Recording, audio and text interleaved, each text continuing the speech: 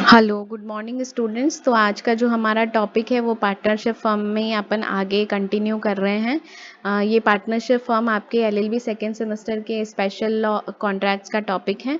तो आज हम इसमें डिस्कस करेंगे registration and dissolution of partnership firm. तो रजिस्ट्रेशन यानी पंजीकरण और विघटन की प्रक्रिया क्या रहेगी। तो रजिस्ट्रेशन ऑफ पार्टनरशिप फर्म जो है वो कंपलसरी नहीं है according to the Indian Partnership Act 1932। यानी पार्टनरशिप में ये नहीं कहा गया है कि फर्म का जो रजिस्ट्रेशन है वो कंपलसरी है। लेकिन अगर अनरजिस्टर्ड फर्म रहेगी तो उसके काफ़ी लिमिटेशंस होती हैं, जैसे कि पार्टनर्स आपस में एक दूसरे को सू नहीं कर सकते, पार्टनर्स थर्ड पार्टी को सू नहीं कर सकते। तो इन सब से बचने के लिए क्या चीज़ ज़रूरी है, डिज़ायरेबल है कि अपन जो फर्म बना रहे हैं यानी पार्टनर्स जो फर्म बना रहे हैं उसको रजिस्टर करें।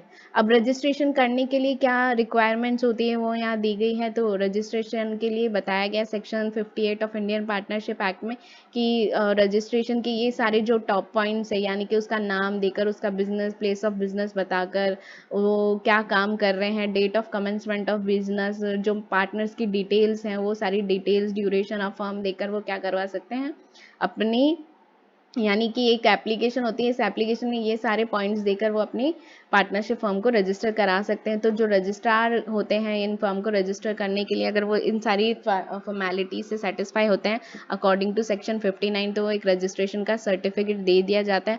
और ये रजिस्ट्रेशन का सर्टिफिकेट एक प्रूफ होता है कि पार्टनरशिप फर्म जो है वो रजिस्टर हो चुकी है और वो सारे बेनिफिट जो आफ्टर रजिस्ट्रेशन प्रोवाइड होने चाहिए वो उसको मिलेंगे। राइट अब ये तो रजिस्ट्रेशन का था। अब डिसोल्यूशन कैसे हो सकता है। तो जब भी पार्टनर्स के बीच में पार्टनरशिप का खत्म होना ही क्या कहलाता है, डिसोल्यूशन ऑफ फर्म।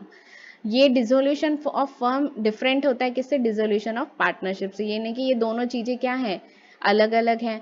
जब भी डिसोल्यूशन ऑफ पार्टनरशिप की बात होती है तो उसमें फर्म का जो बिजनेस है वो एंड नहीं होता है। यानी कि मान लीजिए 4 पार्टनर से 4 में से एक फर्म छोड़ के चला गया, तो यहाँ पार्टनरशिप डिसॉल्व हो रही है, ना कि फर्म डिसॉल्व हो रही है। पार्टनरशिप फर्म तो एग्जिस्ट कर रही है, सिर्फ क्या डिसॉल्व हुआ है, पार्टनरशिप डिसॉल्व हुई है।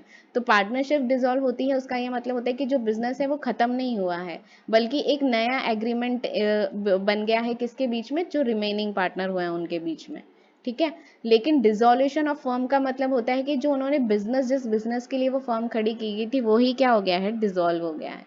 तो ये एक छोटा सा बेनिफिट था किसके बीच में, पार्टनरशिप फर्म के बीच में, डिसोल्यूशन ऑफ पार्टनरशिप फर्म और डिसोल्यूशन ऑफ फर्म के बीच में। नेक्स्ट है क्या क्या वेज हैं जिससे डिसॉल्व कर सकते हैं अपन पार्टनरशिप को। तो पहला है agreement, by the way of agreement, जो कि सेक्शन 40 में दिया गया है।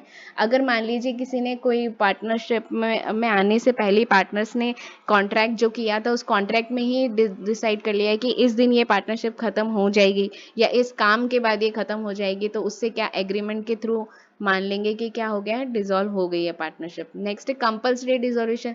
कंपल्सरी डिसोल्यूशन यानी कुछ ऐसी काम हो जाते हैं जिसके थ्रू जो फर्म है उसका कंपल्सरी डिसोल्यूशन हो जाता है। जैसे कि मान लीजिए कोई जो पार्टनर्स हैं पार्टनरशिप फर्म में, उसमें या तो एक पार्टनर या सारे के सारे पार्टनर को इंसॉल्वेंट डिक्लेयर कर देती है कोर्ट, तब भी क्या होती है, पार्टनरशिप कंपल्सरीली डिसॉल्व हो जाती है। नेक्स्ट है वो, अगर मान लीजिए पार्टनरशिप फर्म कोई अनलॉफुल बिजनेस कर रही है, तब भी क्या हो जाएगा, पार्टनरशिप डिसॉल्व हो जाएगी। नेक्स्ट है अकॉर्डिंग टू सेक्शन 42, अगर ऐसी कोई कंडीशन आ जाती है, यानी happening of due to certain contingency, यानी कि कुछ घटनाएं ऐसी घट जाती है जिससे कि पार्टनरशिप डिसॉल्व हो जाती है। जैसे कि मान लीजिए कि एक फिक्स पीरियड के लिए पार्टनरशिप की गई थी और वो फिक्स पीरियड अब खत्म हो चुका है, तो ये क्या है, कंटीजेंसी हुई है, यानी एक हैपनिंग ऑफ कंटीजेंसी हो चुका है। तो यानी कोई घटना घटित हो चुकी है और वो घटना क्या है कि पार्टनरशिप का जो पीरियड था वो खत्म हो चुका है।